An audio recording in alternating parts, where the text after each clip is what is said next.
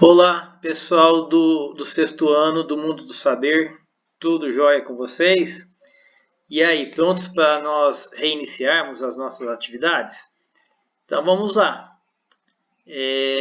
A gente teve, né, na última semana de aula, falando sobre a água, né? A gente até tinha falado sobre as águas medicinais. Teve até aquele trabalhinho que eu pedi para que vocês pegassem um rótulo de uma marca de água mineral e aí anotassem os sais minerais que tem.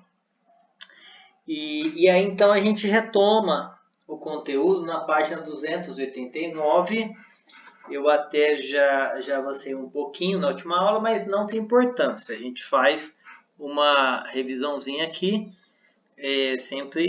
Sempre é bom a gente falar de água. Então, aqui está falando que a água é uma substância, tá? E aí, ela é considerada uma substância quando encontrada em sua forma pura H2O. Quando eu falo H2O, dois átomos de hidrogênio e um átomo de oxigênio. Mas, conforme a gente até viu naquele rótulo de água mineral, nós sabemos que existem uma série enorme de sais minerais que estão dissolvidos em água. E se você considerar, então, dessa maneira a água com sais minerais, aí você tem uma mistura, tá joia?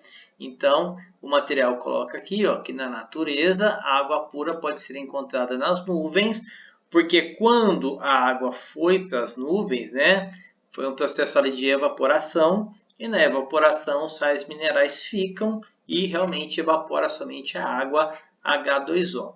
Você também consegue fazer água destilada em laboratório. Você tem um aparelho chamado aparelho de destilação, onde você separa sais minerais da água, tá joia? E aqui tem aqui nesse retângulo, né, em tempo, que fala assim, ó, água pura. Esse tipo de água não tem a ver com água limpa, porque muita gente confunde. Mesmo quando se fala a respeito de água pura para beber, na realidade a menção é água limpa. Água pura é destilada e não contém os sais necessários ao bom funcionamento do organismo. Inclusive, você pode até perguntar, né? Mas Marcelo, eu posso tomar água da chuva? Tem algum problema, né? Ficar me hidratando com água da chuva? É o seguinte, você tomar água da chuva algumas vezes, sem problema, mas sabendo que a água da chuva não tem sais minerais e que esses sais minerais eles têm importância em algumas reações que acontecem no seu organismo. Então pode ser que com o tempo, se você tomar somente água da chuva, você pode adquirir alguma doença pela falta dos sais minerais. Legal? Bom, e aqui na parte de baixo, nós temos então as misturas homogêneas ou soluções. Então, mistura homogênea é aquela que tem uma única fase, tá? Por isso que ela é homogênea, você pode ter alguma coisa ali dissolvida, né? Vai ter alguma coisa dissolvida que a gente chama aqui de soluto. Então, soluto é a parte que vai ser dissolvida na solução. E solvente é a parte que vai dissolver o soluto. Então, se eu pensar em uma solução homogênea de água com sal. Então, quando você coloca uma pitada de sal, né, em um copo de água, dissolve esse sal, então você tem uma única fase e você tem então uma solução ou uma mistura homogênea. Bom, aqui eu vou passar então para a próxima página, a página 290, que está aqui, né? E é justamente o exemplo que eu acabei de falar, uma solução líquida, né? É homogênea. Você pode ter também uma solução homogênea gasosa. Então, por exemplo, quando você observa o ar atmosférico, a gente sabe que ele é composto por 78% de gás nitrogênio, 21% de gás oxigênio e 1% de gás argônio e outros. E na verdade você não vê onde termina um e começa o outro, então é uma mistura homogênea, tá? E assim como as ligas metálicas também são homogêneas. Então aqui está mostrando uma medalha de bronze, que é uma mistura de cobre mais estanho. Como você não vê aonde termina um e começa o outro, tá? Então você tem ali uma mistura homogênea, no caso, uma solução sólida.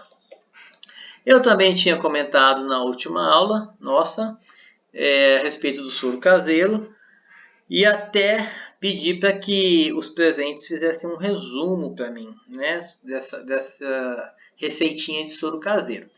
Então eu peço para quem não esteve na aula, tá? Quem não fez o resumo, que faça, e assim que possível, né, que as aulas retornarem, vocês me entreguem.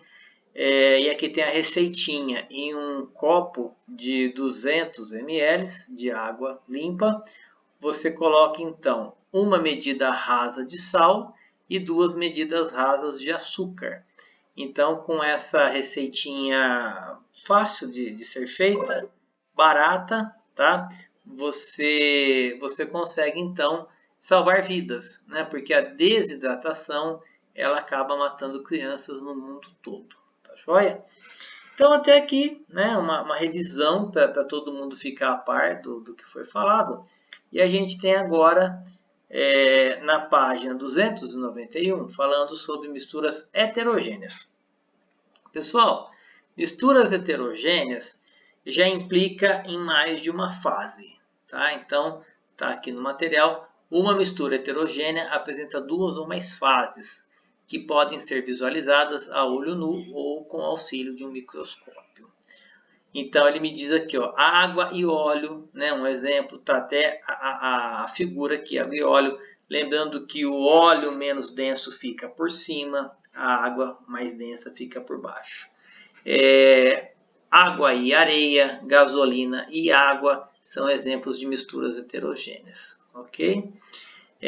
O granito toma cuidado com ele engana muito, tá? O granito é uma mistura trifásica, porque ele é composto de 3 minerais, quartzo, feldspato e mica.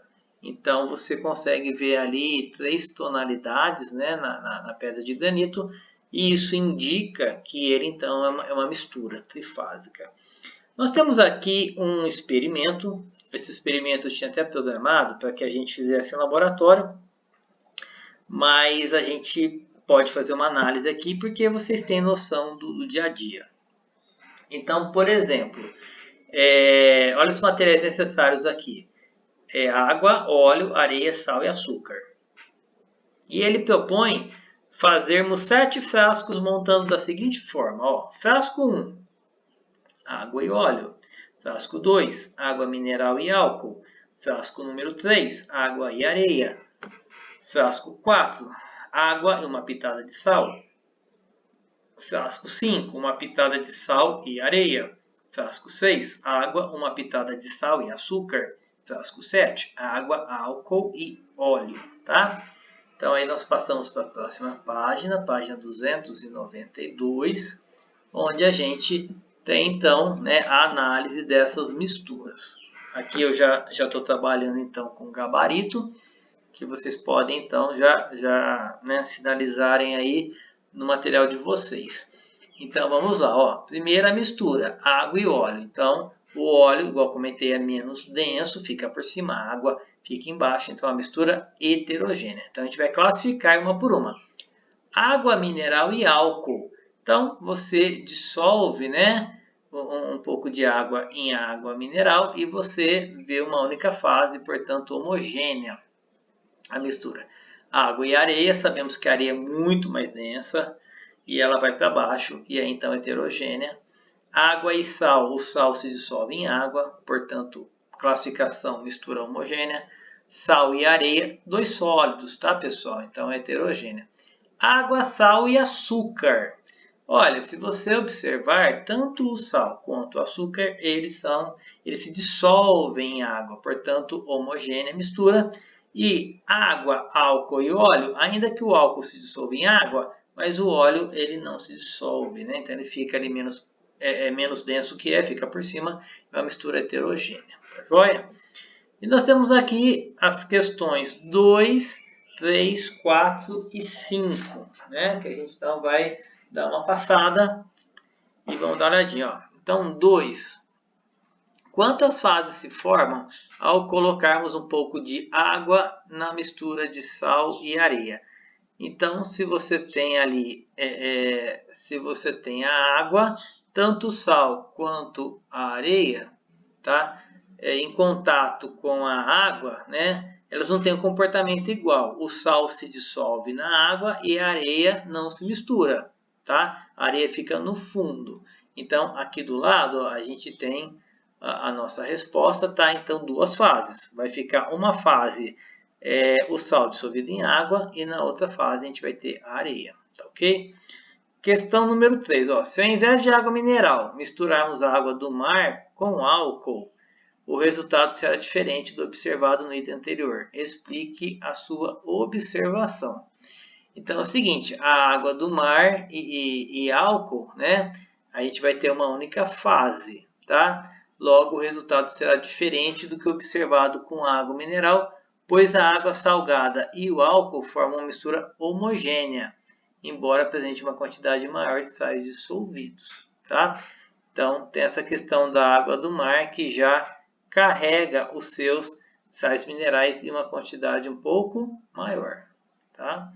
Questão número 4. A água do mar é uma mistura homogênea ou heterogênea? Explique. É o seguinte, como você só vê uma fase, a água do mar ela é uma mistura homogênea, né? Pois todos os sais estão nela dissolvidos. E 5. Quais os materiais usados no experimento são necessários para a produção do soro caseiro? Conforme a gente viu, você precisa de água, sal e açúcar. Tá joia?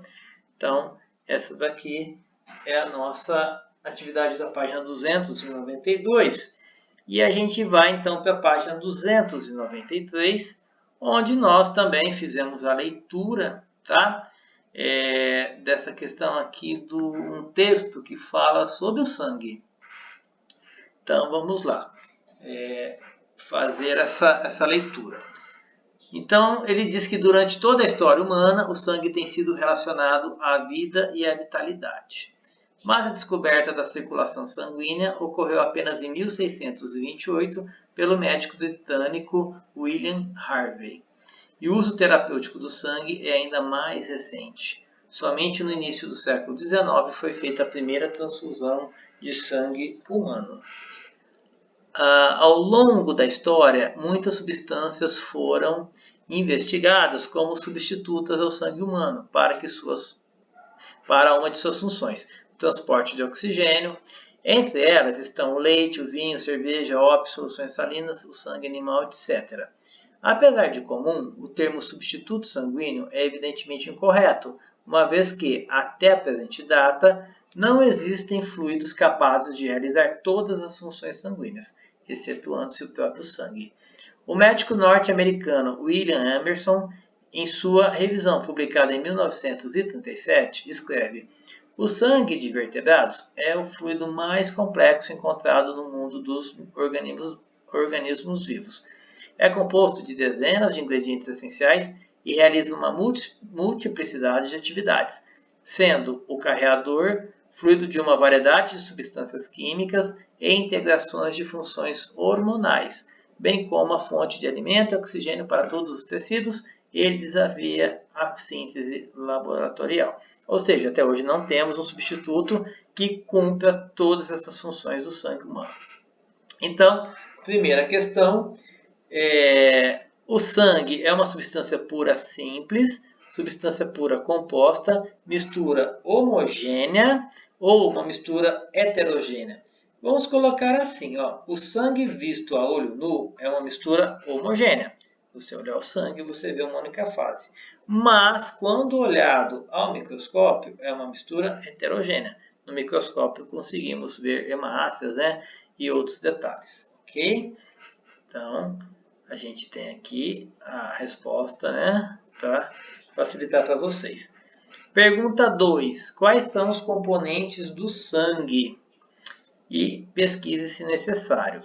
Então, a gente vai fazer o seguinte, eu vou deixar para que vocês pesquisem os componentes do sangue e vou deixar como tarefa para a semana que vem as páginas 294, 295 e 296. Tá joia? Galera, então, né, por hoje, por essa aula, era isso que eu queria ver com vocês. Na verdade, a maior parte foi revisão, tá? Mas foi legal porque agora vocês já vão praticar nos exercícios que a gente está passando. Então, um grande abraço para vocês, se cuidem, tá? Fiquem em casa, estudem, né? Não percam o ritmo e a gente vai acompanhando vocês, tá bom? Um abração então, fiquem com Deus.